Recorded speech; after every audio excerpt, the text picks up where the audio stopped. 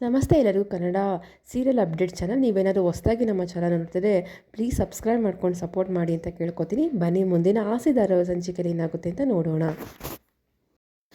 ಕೇಶವ್ ಅವರು ರಂಗನಾಥ್ ಅವ್ರ ಮನೆಗೆ ಬಂದಿರ್ತಾರೆ. ಮನೆಗೆ ಬಂದು ಕುತ್ಕೊಂಡು ಅಳ್ತಾ ಇರ್ತಾರೆ. ರಂಗನಾಥ್ ಅವರು ನೋಡ್ಬಿಟ್ಟು ಯಾಕಪ್ಪ ಏನಾಯ್ತು, ಯಾಕೆ ಅಳ್ತಿದ್ಯಾ ಅಂತ ಕೇಳ್ತಾರೆ. ಆಗ ಅವರು ಅವ್ರ ಮಗಳು ಲೆಟರ್ ಬರೆದಿಟ್ಬಿಟ್ಟು ಮನೆ ಬಿಟ್ಟು ಹೋಗ್ಬಿಟ್ಟಿರ್ತಾಳೆ. ಅದನ್ನು ಹೇಳಿಕೊಂಡು ಗೊಳು ಅಂತ ಅಳ್ತಾ ಇರ್ತಾರೆ. ಆಗ ಸೂರ್ಯ ಬಂದು ಯಾಕೆ ಏನಾಯಿತು ಅಂತೆಲ್ಲ ಕೇಳ್ತಾನೆ. ಗೊತ್ತಿಲ್ಲಪ್ಪ, ನನ್ನ ಮಗಳು ಅಂತವಳಲ್ಲ, ಏನಕ್ಕೆ ಈ ಥರ ಮಾಡಿದ್ಲು ಅಂತಲೇ ಗೊತ್ತಿಲ್ಲ ಅಂತ ಹೇಳ್ತಾ ಇರ್ತಾರೆ. ಮದುವೆಗೆ ಬೇರೆ ನಾವು ಒಪ್ಕೊಬಿಟ್ಟಿದ್ದೀವಿ, ಹುಡುಗ ಮನೆ ಕಡೆಯವ್ರಿಗೆ ಏನಂತಾರೋ ಏನೋ ಅಂತ ಹೇಳ್ತಾ ಇರ್ತಾರೆ. ಆಗ ಸೂರ್ಯ ಹೇಳ್ತಾರೆ, ಆ ಹುಡುಗಿ ಓದ್ಕೊಂಡಿರೋಳು, ನೀವು ಒಂದು ಮಾತು ಕೇಳ್ಬಿಟ್ಟಲ್ವ ನೀವು ಮದುವೆ ಫಿಕ್ಸ್ ಮಾಡಬೇಕಾಗಿತ್ತು ಅಂತೆಲ್ಲ ಸೂರ್ಯ ಹೇಳ್ತಿರ್ತಾನೆ. ನನ್ನ ಮಗಳು ಆ ಥರ ಅಲ್ಲಪ್ಪ, ಏನಕ್ಕೆ ಈ ಥರ ಮಾಡಿದ್ಲು ಅಂತ ಗೊತ್ತಾಗಿಲ್ಲ ಅಂತ ಕೇಶವ್ ಅವರು ಅಳ್ಕೊಂಡು ಹೇಳ್ತಿರ್ತಾರೆ. ಆಗ ಸೂರ್ಯ ಹೇಳ್ತಾನೆ, ನಿಮ್ಮ ಮಗಳು ಮೆಗಾ ಶೋರಲ್ಲಿ ಅಲ್ವಾ ಕೆಲಸ ಮಾಡೋದು, ನಾನು ಹೇಗಿದ್ರು ಹುಡ್ಕೊಂಬರ್ತೀನಿ ಅಂತ ಸೂರ್ಯ ಹೇಳ್ತಾನೆ.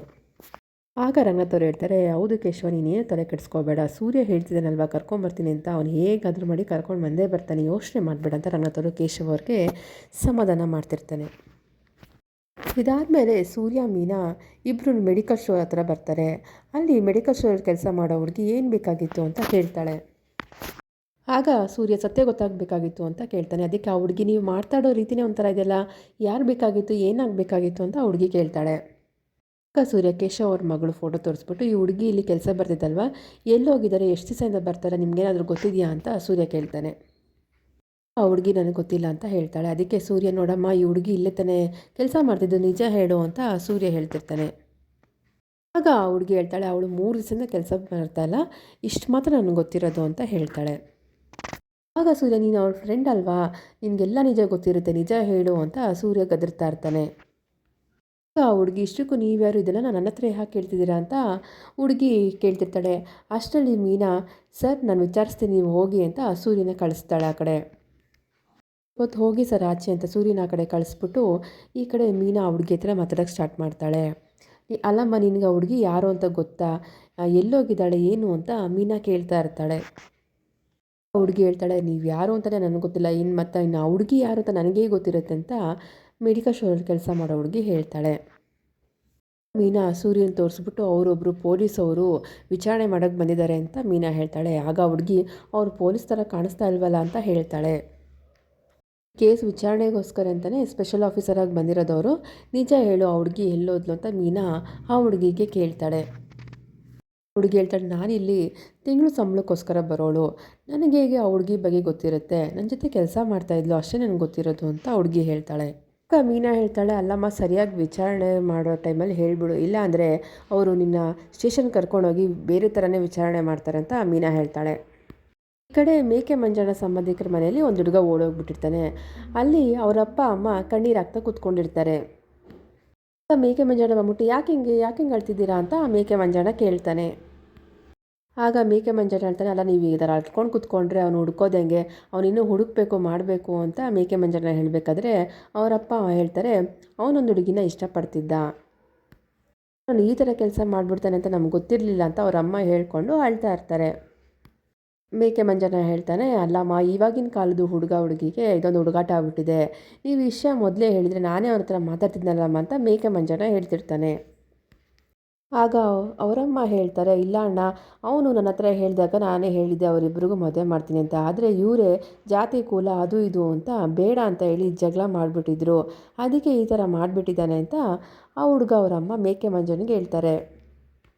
ಆಗ ಮೇಕೆ ಮಂಜಣ್ಣ, ಏನಿದು ಅಳಿ ಅಂದರೆ ಈ ಥರ ಎಲ್ಲ ಮಾಡ್ಕೊಂಡಿದ್ದೀರಾ, ಅವನು ಈ ಹುಡುಗ ಇಷ್ಟ ಇದ್ದಾನೆ ಅಂತ ಹೇಳಿದ್ಮೇಲೆ ನೀವು ಹೇಗೋ ಮಾತಾಡಿ ಆಮೇಲೆ ಸಮಾಧಾನ ಮಾಡಬೇಕಲ್ವಾ, ನೋಡಿ ಇವಾಗೆಲ್ಲ ಹೇಗಾಯಿತು ಅಂತ ಮೇಕೆ ಮಂಜಣ್ಣ ಹೇಳ್ತಿರ್ತಾನೆ. ಆಗ ಆ ಹುಡುಗ ಅವರಪ್ಪ ಹೇಳ್ತಿರ್ತಾರೆ, ಲವ್ ಮಾಡಿ ಮದುವೆ ಆಗೋದೆಲ್ಲ ನಮ್ಮ ತಲೆಮಾರಿಗೆ ಬರೋದಿಲ್ಲ ಅಂತ ಹೇಳ್ತಿರ್ತಾರೆ. ಮೇಕೆ ಮಂಜಣ್ಣ ಹೇಳ್ತಾರೆ, ಇವಾಗಿನ ಕಾಲದ ಹುಡುಗರು ಅವ್ರವ್ರು ಇಷ್ಟಪಟ್ಟಿದ್ದವ್ರನ್ನ ಮದುವೆ ಮಾಡಿಕೊಂಡು ಜೀವನ ಮಾಡ್ತೀವಿ ಅಂತ ಹೇಳ್ತಾರೆ, ಅದ್ರಲ್ಲಿ ತಪ್ಪೇನಿದೆ, ನೀವು ಒಪ್ಕೋಬೇಕಿತ್ತಲ್ವ ಅಂತ ಮೇಕೆ ಮಂಜಣ್ಣ ಹುಡುಗ ಅವರ ಅಪ್ಪಂಗೆ ಹೇಳ್ತಾರೆ. ಆಗ ಆ ಹುಡುಗನ ಅಪ್ಪ ಹೇಳ್ತಾರೆ, ಅಲ್ಲ ಮಾವ, ಈ ಥರ ಎಲ್ಲ ಮಾಡಿದ್ರೆ ನಮ್ಮ ಮರ್ಯಾದೆಲಿಂದ ಬರುತ್ತೆ ಅಂತ ಹೇಳ್ಬೇಕಾರೆ, ಇವಾಗ ನಿಮಗೆ ಮರ್ಯಾದೆ ಸಿಗ್ತಾ, ನಿಮ್ಮ ಹುಡುಗ ಓಡೋಗ್ಬಿಟ್ನಲ್ಲ, ಏನು ಮಾಡೋದು ಅಂತ ಮೇಕೆ ಮಂಜಣ್ಣ ಹೇಳ್ತಾರೆ. ಕಡೆ ಹುಡುಗನ ತಾಯಿ, ಅವ್ನ ಫೋನ್ ಬೇರೆ ಸ್ವಿಚ್ ಆಫ್ ಆಗಿದೆ, 3 ದಿವಸ ಆಯಿತು ಅವನು ಹೋಗಿ, ಏನು ಮಾಡ್ತಾನೋ ಏನೋ ಅಂದ್ಕೊಂಡು ಅಳ್ತಾ ಇರ್ತಾರೆ. ಆಗ ಮೇಕೆ ಮಂಜಣ್ಣ ಇದಕ್ಕೆಲ್ಲ ಹತ್ಕೊಂಡು ಕೂತ್ಕೊಂಡ್ರೆ ಆಗುತ್ತಾ, ಮುಂದೆ ಏನು ಮಾಡಬೇಕಂತ ನಾವು ನೋಡಬೇಕು, ನಾನೆಲ್ಲ ವಿಚಾರಿಸ್ತೀನಿ, ನೀವೇನೂ ಭಯ ಪಡ್ಕೋಬೇಡಿ ಅಂತ ಮೇಕೆ ಮಂಜಣ್ಣ ಹೇಳ್ತಾನೆ. ಹುಡುಗಿ ಬಗ್ಗೆ ಏನಾದರೂ ಗೊತ್ತಿದೆಯಾ, ಅವ್ರ ಅಪ್ಪ ಅಮ್ಮ ಯಾರು, ಅವ್ರ ಫ್ರೆಂಡ್ಸ್ ಯಾರು, ಅವ್ರ ಮನೆಯಲ್ಲಿರೋದು ಏನಾದರೂ ಗೊತ್ತಿದೆಯಾ ಅಂತ ಮೇಕೆ ಮಂಜಣ್ಣ ಹುಡುಗ ಅವ್ರ ಅಪ್ಪ ಅಮ್ಮಂಗೆ ಕೇಳ್ತಿರ್ತಾರೆ. ಆಗ ಆ ಹುಡುಗನ ತಾಯಿ ಮೇಕೆ ಮಂಜಣ್ಣಗೆ ಆ ಹುಡುಗಿ ಅಡ್ರೆಸ್ಸು ಎಲ್ಲ ವಿಷಯನೂ ಹೇಳ್ತಾಳೆ. ಆಗ ಮೇಕೆ ಮಂಜಣ್ಣ ನಾನು ಹೋಗಿ ಎಲ್ಲ ವಿಚಾರಿಸ್ತೀನಿ, ನೀವೇನು ತಲೆ ಕೆಡಿಸ್ಕೋಬೇಡಿ ಅಂತ ಅಲ್ಲಿಂದ ಮೇಕೆ ಮಂಜಣ್ಣ ಹೋಗ್ತಾನೆ. ಈ ಕಡೆ ಮೀನಾ ಮೆಡಿಕಲ್ ಶಾಪ್ ಹುಡುಗಿಗೆ ಸೂರ್ಯನ ಪೊಲೀಸ್ ಆಫೀಸರ್ ಅಂತೆಲ್ಲ ಹೇಳಿ ಭಯಪಡಿಸಿ ಆ ಹುಡುಗಿ ನಿಜ ಹೇಳೋ ಥರ ಮಾಡಿರ್ತಾಳೆ. ಆ ಕಳೆದೋಗಿರೋ ಹುಡುಗಿ ಫ್ರೆಂಡ್ ಮನೇಲಿದ್ದಾಳೆ ಅಂತ ಮೆಡಿಕಲ್ ಶಾಪ್ ಹುಡುಗಿ ಹೇಳಿಬಿಡ್ತಾಳೆ. ಆಗ ಸೂರ್ಯ ಕೇಳ್ತಾನೆ, ಏನು ಅವರಿಬ್ಬರಿಗೂ ಮದುವೆ ಆಗೋ ಪ್ಲ್ಯಾನ್ ಇತ್ತಾ ಅಂತ ಸೂರ್ಯ ಕೇಳ್ತಾನೆ. ಆಗ ಆ ಥರ ಎಲ್ಲ ಏನೂ ಪ್ಲ್ಯಾನ್ ಇರಲಿಲ್ಲ ಅಂತ ಹುಡುಗಿ ಹೇಳ್ತಾಳೆ. ಅವರಿಬ್ಬರು ಮನೆಯಲ್ಲೂ ಹೇಳಿದ್ದಾರೆ, ಅವರಿಬ್ಬರು ಮನೆಯಲ್ಲೂ ಒಪ್ಕೊಂಡಿರೋ ಇರೋ ಕಾರಣ ಅವರಿಬ್ಬರು ನಮ್ಮದೇ ನಾವು ನೋಡ್ಕೊತೀವಿ ಅಂತ ಹೇಳ್ತಾ ಇದ್ರು ಅಂತ ಆ ಹುಡುಗಿ ಎಲ್ಲ ವಿಷಯನೂ ಹೇಳ್ತಾಳೆ. ಸೂರ್ಯ ಕೇಳ್ತಾನೆ, ಆ ಹುಡುಗಿ ಯಾವ ಫ್ರೆಂಡ್ ಮನೆಗೆ ಹೋಗಿದ್ದಾಳೆ, ಅಡ್ರೆಸ್ ಏನಾದರೂ ಕೊಡಮ್ಮ ಅಂದಾಗ ಆ ಹುಡುಗಿ ಏನೂ ಹೇಳ್ದಿರ ಸುಮ್ಮನೆ ನಿಂತ್ಕೊಂಡಿರ್ತಾಳೆ. ಆವಾಗ ಸೂರ್ಯ ಹೇಳ್ತಾನೆ, ನೋಡಮ್ಮ ಇದು 2 ಮನೆ ಫ್ಯಾಮಿಲಿಗಳ ಸಮಸ್ಯೆ, 2 ಮನೆತನದ ಗೌರವ ಮರ್ಯಾದೆ ಪ್ರಶ್ನೆನಮ್ಮ, ಎಲ್ಲ ವಿಷಯನೂ ಹೇಳು ಅಂತ ಸೂರ್ಯ ಕೇಳ್ತಾನೆ. ಆಗ ಆ ಹುಡುಗಿ ಎಲ್ಲ ಒಂದು ಅಡ್ರೆಸ್ಸು ವಿಷಯನ ಹೇಳ್ತಾಳೆ. ಅದಾದಮೇಲೆ ಸೂರ್ಯ ಮೀನಾ ಇಬ್ಬರು ಕೇಶವ್ ಅವ್ರ ಮನೆಗೆ ಬರ್ತಾರೆ. ಕಡೆ ಕೇಶವ್ ಅವರು ಅವ್ರ ಹೆಂಡತಿ ಮೇಲೆ ಕೂಗಾಡ್ತಿರ್ತಾರೆ. ಸೂರ್ಯ ಬಂದು, ಮಾವ ಯಾಕೆ ಹಿಂಗೆ ಮಾಡ್ತಿದ್ದೀರಾ, ಯಾಕೆ ಅತ್ತೆ ಮೇಲೆ ಕೂಗಾಡ್ತಿದ್ದೀರಾ ಅಂತ ಸೂರ್ಯ ಕೇಳ್ತಾರೆ. ಆಗ ಸೂರ್ಯ ಹೇಳ್ತಾನೆ, ಅಲ್ಲ ಮಾವ ನೀವು ಈಗ ಕಿರಿಸ್ತಾ ಇದ್ದೀರಾ, ರಸ್ತೆ ಹೋಗಿ ಕೇಳಿಸ್ತದೆ ಅಂತ ಸೂರ್ಯ ಹೇಳ್ತಾನೆ. ಆಗ ಕೇಶವ್ ಅವ್ರು ಹೇಳ್ತಾರೆ, ನೋಡಪ್ಪ ಇವಳಿಗೆಲ್ಲ ವಿಷಯ ಗೊತ್ತಿದ್ದು ನನ್ನ ಹತ್ರ ಹೇಳಿದ್ರೆ ಮುಚ್ಚಿಟ್ಟಿದ್ದಾಳೆ, ಅದಕ್ಕೆ ನಾನು ಬೈತಾ ಇದ್ದೀನಿ ಅಂತ ಕೇಶವ್ ಅವರು ಹೇಳ್ತಾರೆ.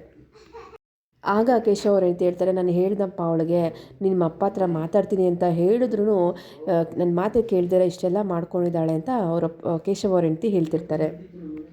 ಆವಾಗ ನಾವೇ ಮದುವೆ ಮಾಡಿದಿದ್ರೆ ಒಂದು ನಮ್ಮ ಮರ್ಯಾದೆ ಆದರೂ ಉಳಿತಿತ್ತು ಅಂತ ಆ ಹುಡುಗಿ ಅವರಮ್ಮ ಕಣ್ಣೀರು ಹಾಕ್ಕೊಂಡು ಹೇಳ್ತಿರ್ತಾರೆ. ಅಕ್ಕ ಸೂರ್ಯ ಹೇಳ್ತಾನೆ, ಆತ ನೀವೇನು ತಲೆ ಕೆಡಿಸ್ಕೋಬೇಡಿ, ಅವಳು ಎಲ್ಲಿದ್ದಾಳೆ ಅಂತ ನನಗೆ ಗೊತ್ತಾಗಿದೆ ಅಂತ ಸೂರ್ಯ ಹೇಳ್ತಾನೆ. ಕೇಶವ್ ಅವ್ರು ಹೇಳ್ತಾರೆ, ಎಲ್ಲಿದ್ದಾಳಪ್ಪ ಅಂತ ಅಂದಾಗ ನಾವೆಲ್ಲ ಕಡೆ ಬಂದಿದ್ದೀವಿ ಮಾವ, ಇವಾಗಿನ ಕಾಲದಲ್ಲಿ ಲವ್ ಮಾಡೋದು ಕಾಮನ್ ಆಗಿಬಿಟ್ಟಿದೆ, ಆ ವಿಷಯ ಬಂದಾಗ ಮನೇಲೇ ಕೂತೋದನ್ನು ಪರಿಹರಿಸ್ಕೊಬಿಡ್ಬೇಕು, ಈ ಥರ ಎಲ್ಲ ಆಗ್ತಾನೆ ಇರಲಿಲ್ಲ ಅಂತ ಸೂರ್ಯ ಹೇಳಿದಾಗ, ಹೌದಪ್ಪ ಅವಳು ನನ್ನ ಹತ್ರ ಎಲ್ಲನೂ ಹೇಳಿದ್ಲು, ಆದರೆ ನಾನು ಅವ್ಳು ಚೆನ್ನಾಗಿ ಬೈದ್ಬಿಟ್ಟಿದ್ದೆ, ನಮ್ಮ ಕುಟುಂಬಕ್ಕೆ ಇದೆಲ್ಲ ಆಗಬರಲ್ಲ, ನಿಮ್ಮ ಅಪ್ಪಗೆ ಏನಾದ್ರು ಗೊತ್ತಾಯಿತು ಅಂದರೆ ನಿನ್ನ ಸಾಯಿಸ್ಬಿಡ್ತಾರೆ ಅಂತ ನಾನು ಎದುರಿಸಿದ್ದೆ, ಅದಕ್ಕೆ ಅವಳು ಈ ಥರ ಮಾಡ್ಕೊಂಬಿಟ್ಟಿದ್ದಾಳೆ ಅಂತ ಹುಡುಗಿಯವರಮ್ಮ ಹೇಳ್ಕೊಂಡು ಅಳ್ತಿರ್ತಾರೆ. ನಿಮ್ಮ ಮಗಳು ಬಂದು ನಿಮ್ಮ ಹತ್ರ ಹೇಳಿದಾಗ ನೀವು ಈ ಥರ ಎಲ್ಲ ಎದುರಿಸಿದ್ದೀರಾ, ಬೇರೆ ಹುಡುಗನು ನೋಡ್ತೀವಿ ಅಂತ ಹೇಳಿರೋದಕ್ಕೆ ಅವಳು ಈ ಥರ ಆ ಹುಡುಗನ ಕರ್ಕೊಂಡು ಓಡೋಗಿರೋದು ಅಂತ ಸೂರ್ಯ ಹೇಳ್ತಾನೆ. ಆಗ ಮೀನಾ, ಅಲ್ಲಾಂಟಿ ಎಲ್ಲ ವಿಷಯ ನೀವು ಅಂಕಲ್ಗೆ ಹೇಳಿದ್ರಾ ಅಂತ ಮೀನಾ ಕೇಳ್ತಾಳೆ. ಆಗ ಅವರು, ಇಲ್ಲ ಮೀನಾ, ನನಗೆ ತುಂಬ ಭಯ ಆಗ್ತಿತ್ತು ಅದಕ್ಕೆ ಹೇಳಿಲ್ಲ ಅಂತ ಹೇಳ್ತಾರೆ. ಈ ಕಡೆ ಸೂರ್ಯ, ನಿಮ್ಮ ಮಗಳು ಆ ಥರ ಎಲ್ಲ ಏನಿಲ್ಲ, ಒಳ್ಳೆ ಹುಡುಗನೇ ಆರಿಸ್ಕೊಂಡಿದ್ದಾಳೆ ಅಂತ ಸೂರ್ಯ ಹೇಳ್ತಾನೆ. ಆಗ ಈಗ ಎಲ್ಲಿದ್ದಾಳಪ್ಪ ನನ್ನ ಮಗಳು ಅಂತ ಸೂರ್ಯ ಅವ್ರ ಅತ್ತೆ ಕೇಳಿದಾಗ ಅವ್ರ ಫ್ರೆಂಡ್ ಮನೇಲಿ ಯಾವುದೋ ಒಂದು ಊರಲ್ಲಿ ಇದ್ದಾರೆ ಅಂತಂತ ಸೂರ್ಯ ಹೇಳ್ತಾನೆ. ಅಷ್ಟೇ ಅಲ್ಲ, ನಾವಿಬ್ಬರು ಹೋಗಿ ಅವ್ರನ್ನ ಕರ್ಕೊಂಬರ್ತೀವಿ, ಅದಲ್ದಿರ ನೀವು ಅವರಿಬ್ಬರು ಇಷ್ಟಪಟ್ಟಂಗೆ ಅವರಿಬ್ಬರಿಗೂ ಮದುವೆ ಮಾಡಿಕೊಡ್ಬೇಕು ಅಂತ ಸೂರ್ಯ ಹೇಳ್ತಾನೆ.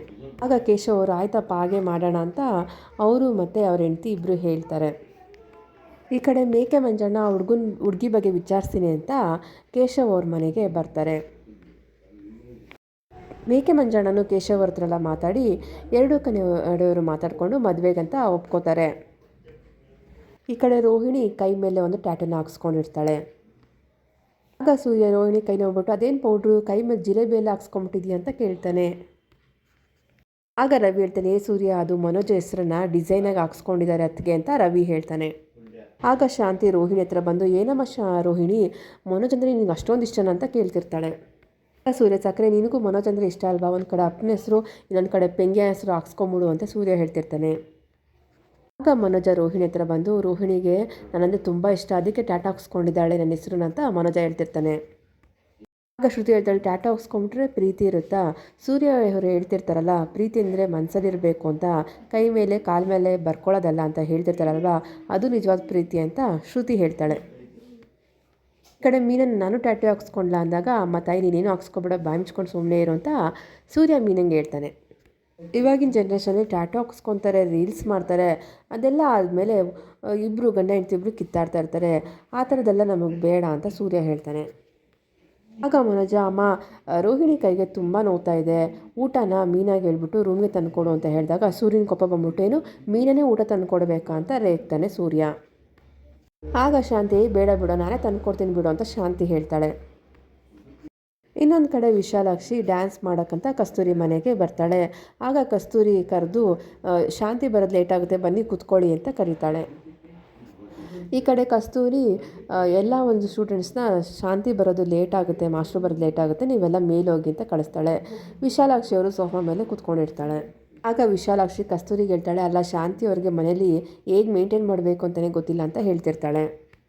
ಆಗ ವಿಶಾಲಾಕ್ಷಿ ಹೇಳ್ತಾಳೆ, ಅಲ್ಲ ನಿಮ್ಮ ಫ್ರೆಂಡ್ ಅವ್ರದ್ದು ಅಧಿಕಾರ ಮನೇಲಿ ಏನೂ ನಡೆಯಲ್ಲ ಅನಿಸುತ್ತೆ, ನಾನು ಅವ್ರ ಸೊಸೆನ ಅಂದರೆ ಮೀನನ್ನು ಡೆಕೋರೇಷನ್ ಕಳಿಸ್ಬೇಡ ಅಂತ ಹೇಳಿದ್ದೆ, ಅದೊಂದು ಕೆಲಸನೂ ಅವ್ರಿಗೆ ಸರಿಯಾಗಿ ಮಾಡೋಕ್ಕಾಗಿಲ್ಲ ಅಂತ ವಿಶಾಲಾಕ್ಷಿ ಹೇಳ್ತಿರ್ತಾರೆ. ಆಗ ಕಸ್ತೂರಿ ಹೇಳ್ತಾಳೆ, ಇಲ್ಲ ಮೀನಾ ತುಂಬ ಒಳ್ಳೆ ಹುಡುಗಿ, ಯಾವ ಕೆಲಸ ಕೈ ಹಾಕಿದ್ರೂ ಅವಳು ಅದನ್ನು ಬಿಡೋದಿಲ್ಲ, ಅದಕ್ಕೆ ಅವಳು ಏನೇ ಕೆಲಸ ಇದ್ರೂ ಹೇಗಾದರೂ ಮಾಡಿ ಮುಗಿಸ್ತಾಳೆ ಅಂತ ಕಸ್ತೂರಿ ಹೇಳ್ತಾಳೆ. ಹಾಗೆ ವಿಶಾಲಾಕ್ಷಿ ಮೀನಾ ಬಗ್ಗೆ ಏನೇನೋ ಚಾಡಿ ಹೇಳ್ಕೊಂಡು ಕೂತ್ಕೊಂಡಿರ್ತಾಳೆ. ಆಗ ಶಾಂತಿ ಅಲ್ಲಿಗೆ ಬರ್ತಾಳೆ. ವಿಶಾಲಾಕ್ಷಿ ಕಾಲ ಮೇಲೆ ಕಾಲು ಹಾಕೊಂಡು ಕೂತಿರೋದನ್ನ ಶಾಂತಿ ನೋಡಿಬಿಟ್ಟು ಕೆಮ್ತಾಳೆ. ಶಾಂತಿ ಬಂದಿದ್ದು ನೋಡಿದ್ರು ಕಾಲ ಮೇಲೆ ಕಾಲು ತೆಗಿದ್ರೆ ಹಾಗೆ ಕೂತ್ಕೊಂಡಿರ್ತಾಳೆ. ಆಗ ಶಾಂತಿ ಕಸ್ತೂರಿನ ಕರೆದ್ಬಿಟ್ಟು, ಅಲ್ಲ ಕಣೆ ಇವಳಿಗೆ ಎಷ್ಟು ಕೊಬ್ಬಿರಬೇಕು, ನಾನು ಬಂದಿದ್ರು ಕಾಲ ಮೇಲೆ ಕಾಲು ಹಾಕೊಂಡು ಕೂತಿದ್ದಾಳೆ ಅಂತ ಶಾಂತಿ ಹೇಳ್ತಿರ್ತಾಳೆ. ಕಸ್ತೂರಿ ಹೇಳ್ತಾಳೆ, ಅಲ್ಲ ಕಣೆ ಶಾಂತಿ, ನಿಂಗೆ ಅವಳು ಯಾವುದೋ ಒಂದು ಕೆಲಸ ಹೇಳಿದಂತೆ ನೀನು ಸರಿಯಾಗಿ ಮಾಡಲಿಲ್ವಂತಲ್ಲ, ಅದನ್ನೇ ಅವಳು ಹೇಳ್ತಾ ಇದ್ಲು ಅಂತ ಕಸ್ತೂರಿ ಹೇಳ್ತಾಳೆ. ಶಾಂತಿ, ಹೌದು ಮಾಡೋಕ್ಕಾಗಿಲ್ಲ, ಅದಕ್ಕೆ ಏನಂತ ಇವಾಗ ಅಂತ ಶಾಂತಿ ಹೇಳ್ತಾಳೆ. ಹೌದು ಕಣೆ ಕಸ್ತೂರಿ, ಇವಳು ವಿಶಾಲಾಕ್ಷಿ ಏನಂದ್ಲು ಗೊತ್ತಾ, ಮೀನನ್ನ ಡೆಕೋರೇಷನ್ ಕಳಿಸ್ಬೇಡ ಅಂದ್ಲು, ನಾನು ಏನೋ ನಾಟಕ ಮಾಡಿ ಕಳಿಸ್ತಿಲ್ಲ, ಆದರೆ ಮೀನ ಎಷ್ಟು ಹುಷಾರಿದ್ದಾಳೆ ಗೊತ್ತಾ, ಅವಳು ವೀಡಿಯೋ ಕಾಲ್ ಮಾಡಿ ಎಲ್ಲ ಕೆಲಸ ಮುಗಿಸ್ಬಿಡ್ಲು ಅಂತ ಶಾಂತಿ ಕಸ್ತೂರಿಗೆ ಹೇಳ್ತಾಳೆ. ಹಾಗೆ ಮಾತಾಡ್ಕೊಂಡು ವಿಶಾಲಾಕ್ಷಿ ಹತ್ರ ಬಂದ್ಬಿಟ್ಟು, ನೀವು ಡ್ಯಾನ್ಸ್ ಕಲಿಬೇಕಲ್ಲ, ಹೋಗಿ ಪ್ರಾಕ್ಟೀಸ್ ಮಾಡಿ ಅಂತ ಹೇಳಿದಾಗ ವಿಶಾಲಾಕ್ಷಿ ಹೋಗ್ದಿರ ಹಾಗೆ ಕೂತ್ಕೊಂಡಿರ್ತಾಳೆ. ಇಲ್ಲಿಗೆ ಸಂಚಿಕೆ ಮುಗಿಯುತ್ತೆ. ಮುಂದಿನ ಸಂಚಿಕೆಯಲ್ಲಿ ಏನಾಗುತ್ತೆ ಅಂತ ತಿಳಿಸ್ಕೊಡ್ತೀನಿ. ಈ ವಿಡಿಯೋ ಇಷ್ಟ ಆಗಿದ್ರೆ ಲೈಕ್ ಮಾಡಿ, ಸಬ್ಸ್ಕ್ರೈಬ್ ಮಾಡ್ಕೊಳ್ಳಿ. ಮತ್ತೆ ಸಿಗೋಣ ಮುಂದಿನ ವಿಡಿಯೋದಲ್ಲಿ. ವಿಡಿಯೋ ನೋಡೋದಕ್ಕಾಗಿ ಧನ್ಯವಾದಗಳು.